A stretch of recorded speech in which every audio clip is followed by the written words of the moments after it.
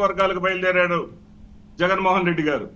దానిని కూడా వీళ్ళు అర్థం చేసుకోకుండా వీళ్ళు ఏదో మాట్లాడితే వీళ్ళు మాట్లాడేటటువంటి పిల్ల కాంగ్రెస్ తల్లి కాంగ్రెస్ అనే వీళ్ళ మాటలు కాంగ్రెస్ తో కలిసిపోతున్నారు అనేటటువంటి మాటలు 72 గంటల్లోనే బీజేపీతో కలిపేశాడు ఎంపీల మొత్తాన్ని, రాజ్యసభ సభ్యుల మొత్తాన్ని చంద్రబాబు నాయుడు గారు. ఒకసారి చరిత్ర తెలుసుకోమనండి.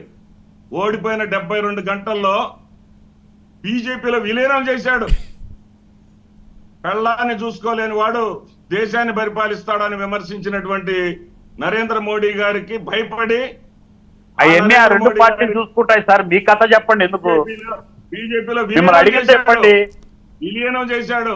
ఓకే శ్రీనివాస్ రెడ్డి ఏంటి కేసులు ఏంటి? మీరు ఈ రోజున వర్మ గారు ఒక్క మాట ఇస్తానండి అదన్నిటి మోడీ గారిని అయితే చంద్రబాబు లాంటి విత్తనం నాయకుడు ఆంధ్రప్రదేశ్ శ్రీనివాస్ రెడ్డి గారు కేసుల సంగతి ఏంటి?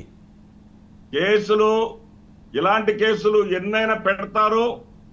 భయపడ్డా ఆయన ఎన్ని శుక్రవారాలైనా వాయిదా సిద్ధంగా ఉన్నామని మేము ఎప్పుడో ఆల్రెడీ ప్రకటించాం. అధికారం కోల్పోయిన వెంటనే కేసులకు వెరము దడము మీకు చేతనైందదే ఆధారాలు లేని కేసులు ఎన్నైనా పెడతారు.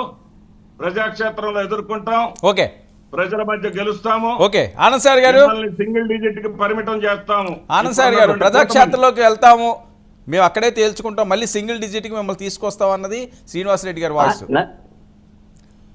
ఇప్పుడు 151 సీట్లలో మధ్యలో ఉన్న 5 మిస్ అయిపోయి 11 పంగనామాలు మిగిలినాయి వాళ్ళకి.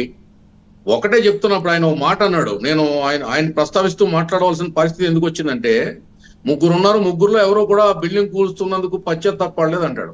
సరే మా పశ్చాత్తాపం అడవింది, కానీ మీరు ఆత్మ పరిశీలన చేసుకుని మాట్లాడడానికి రండి సార్. డిబేట్కి వచ్చినప్పుడు మీ నాయకుడి ఆత్మ పరిశీలన చేసుకున్నాడో లేదో మనకు తెలియదు, కానీ మీరు ఆత్మ పరిశీలన చేసుకుని డిబేట్కి రండి, బాగుంటుంది.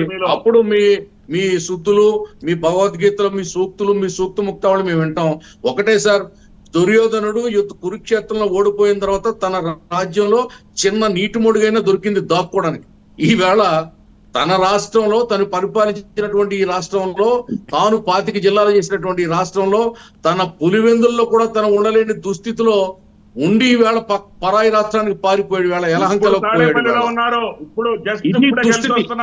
ఈ దుస్థితి ఎందుకు వచ్చింది ఆత్మ పరిశీలన చేసుకోండి.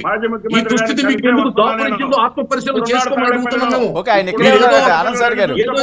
మాట్లాడేసి ఇక్కడ ఉన్న వాళ్ళందరికీ ఏమి తెలియదు, నాకే తెలుసు, నేనే మేధావిని, నేను పెద్ద పుడింగిని అంటే కాదని